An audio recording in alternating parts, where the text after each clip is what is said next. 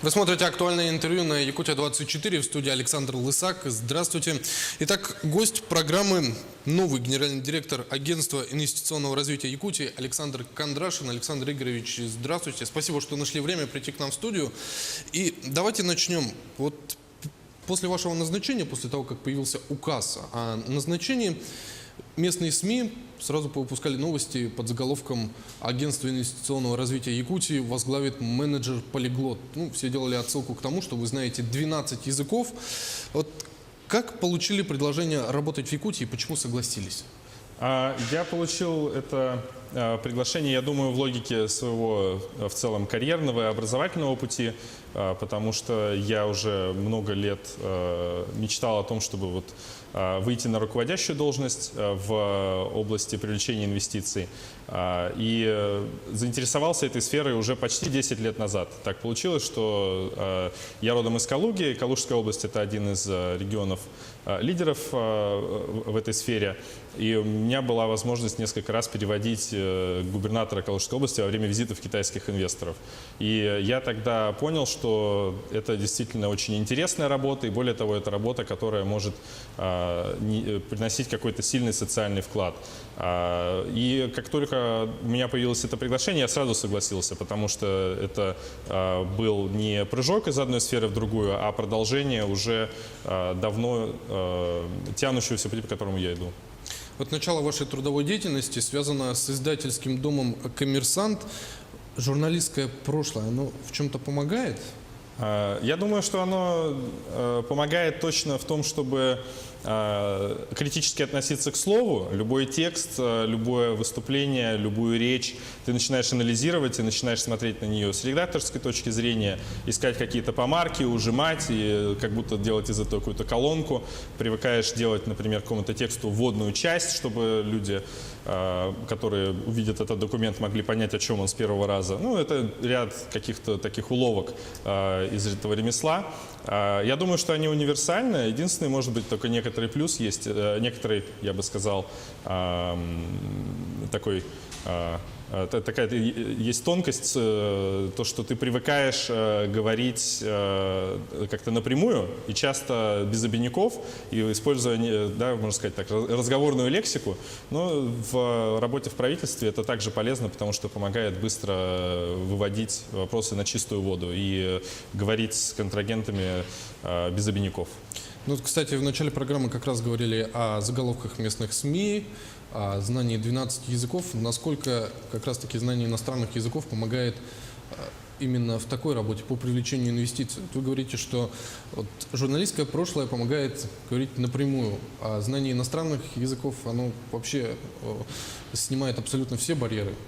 В моей работе это абсолютно профильный навык, потому что речь идет не только о внутренних инвестициях, но и о привлечении иностранных инвесторов. И даже на техническом уровне получается гораздо удобнее говорить с инвестором на его языке. Если этот инвестор приехал из Китая или какой-либо арабской страны, ты можешь ему рассказать о регионе, его потенциале, о текущих проектах и так далее. На родном языке это значит, что вы за то же самое время сможете сделать как минимум в 2 раза больше, потому что вам не нужно будет тратить время на перевод.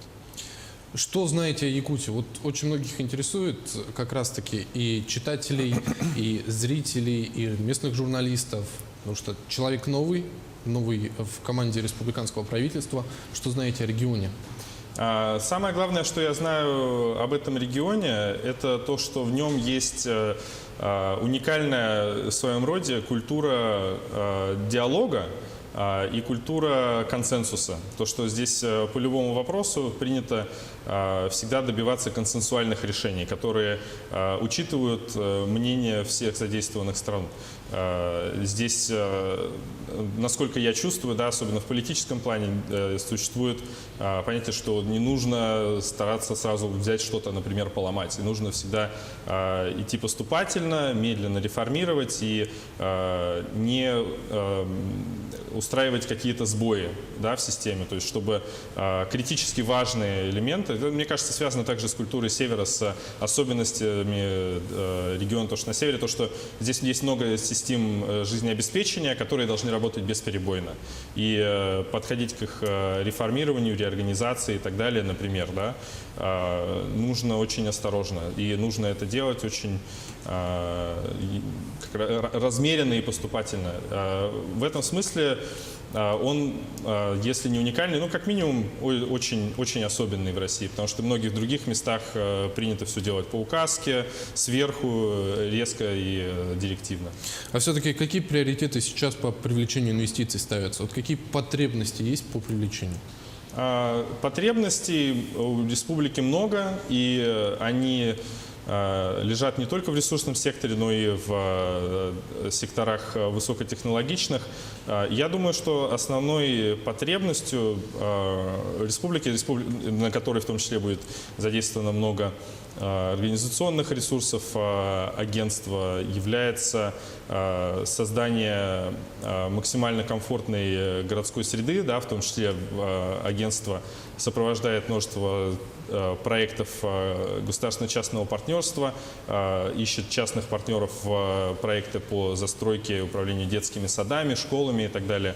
Я думаю, что это очень важно. Естественно, мы будем искать деньги в крупные проекты, в освоение месторождений, в горно-обогатительные комбинаты, другие потенциальные проекты, которые могут оказать серьезное влияние сразу и на валовые региональные продукты, на занятость, но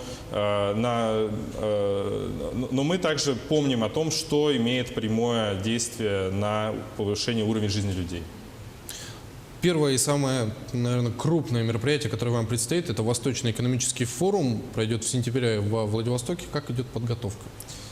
Подготовка сейчас уже входит в самую активную стадию. Сейчас по всем каналам, в которых республика сможет канализировать свои... Сейчас по всем каналам, по которым республика может коммуницировать и с инвесторами, и с федеральным центром, идет активная проработка и имиджа, и того, как регион будет представлен на улице Дальнего Востока, и как будут презентованы инвестиционные проекты, как мы будем участвовать в отраслевых бизнес-диалогах.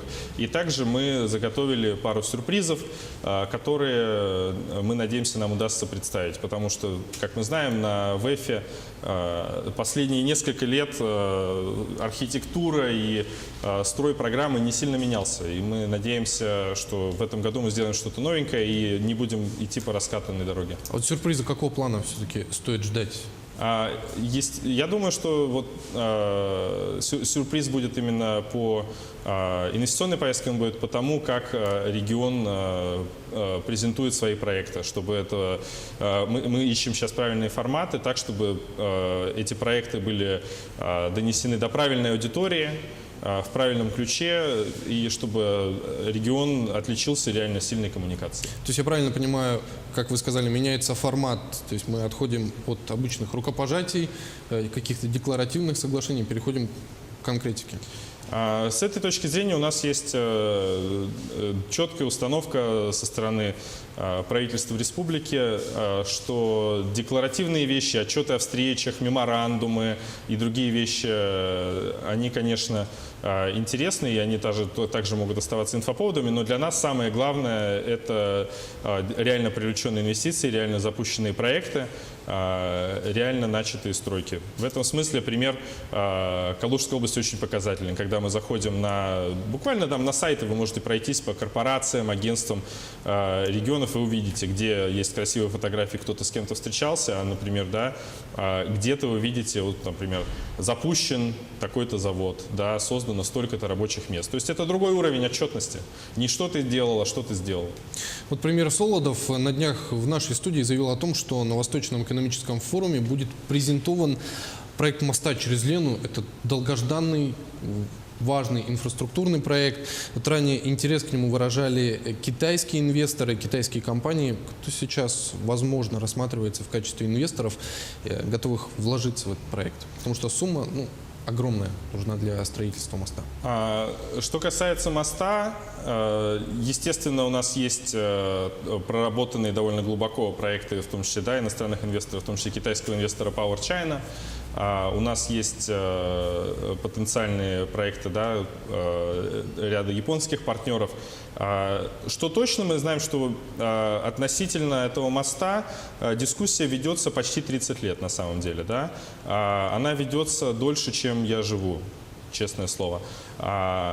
И я бы отметил, что сейчас уровень проработки таков и уровень политической ясности таков, что мы действительно можем реально двигаться дальше. Я слежу за этой дискуссией, за тем, как развивался этот проект уже довольно давно, и могу сказать, что, тем не менее, он часто проходил несколько стадий обсуждения, а потом опять откатывался. Казалось, что вот мы уже точно знаем, каким он будет, и вот снова мы, что называется, возвращаемся к исходной точке. Сейчас эти обсуждения, по сути, завершены, и решение о том, каким будет мост, уже есть. Каким он будет, какую он будет выполнять основную функцию, мы также знаем, и мы также уже приближаемся к пониманию того, кто и когда будет его строить. А вот вы говорите, что проходили несколько стадий обсуждений все-таки, и мы все равно по итогу откатывались назад. С чем это связано? Чего нам не хватало? Я думаю, что самое главное — это... в какой-то момент нужно делать то, что, знаете, по-английски называется value judgment. Да? Нужно сделать просто политическое решение, да? То есть решение, которое ты не можешь до конца обосновать. Ты не можешь до конца, до каждой цифры его подтвердить, просто сказать: мы делаем так. Да, и привести свою аргументацию, и принимать это решение, и не ждать, и не откладывать до какого-то следующего уровня проработки, и не положить, поставить точку в вопросе этого обсуждения, чтобы оно больше не ходило кругами. Я правильно понимаю, сейчас нам отката ждать не стоит? Я думаю, что нет. Я думаю, что мы прошли этот Рубикон.